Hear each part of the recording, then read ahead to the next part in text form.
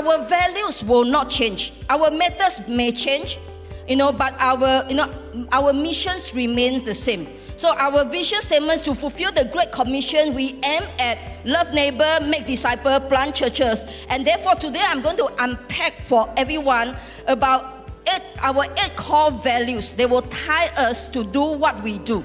Gospel as our motivation. 2nd, people as our passion. 3rd, church and 4th, Bible as our blueprint. And 5th, discipleship as our lifestyles. And 6th, building leaders as our culture. And 7th, Holy Spirit as our power source. And the last one, planting churches as our calling. Will be, who is our neighbor? Our neighbors, they are anyone we interact with, whether we know them personally or not. That means that our neighbor can be fellow Hope believers or someone are not part of Hope family. What is love? Bible very clear, God is love. God is love, and John 3:16, for God so loved the world that He gave His one and only begotten Son. So, therefore, before we can love others, we need to learn how to love like Jesus. You see, only God's love is perfect. Our love fails us.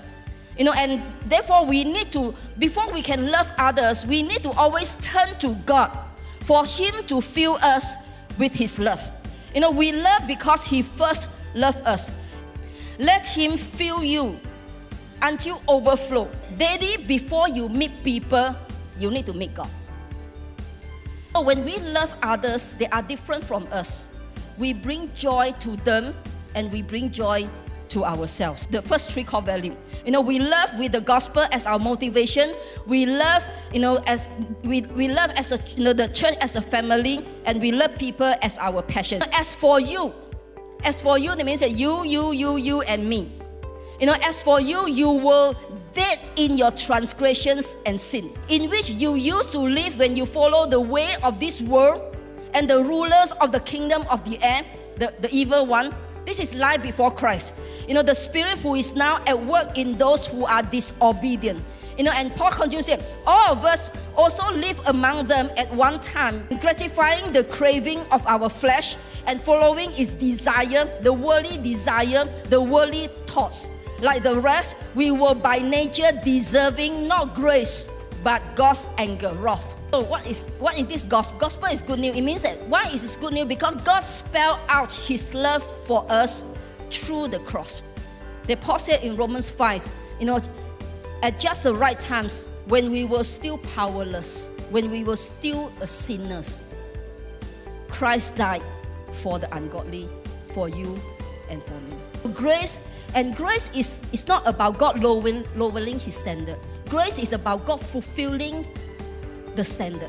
And then church as our family.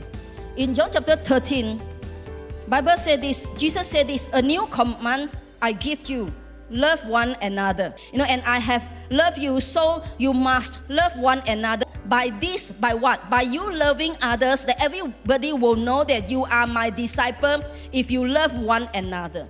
They devoted themselves to the apostles' teaching and to the fellowship, to the breaking of bread, and to prayer. Everyone was filled with awe at the many wonders and signs performed by the apostles. All the believers were together and have everything in common. So, how to love one another?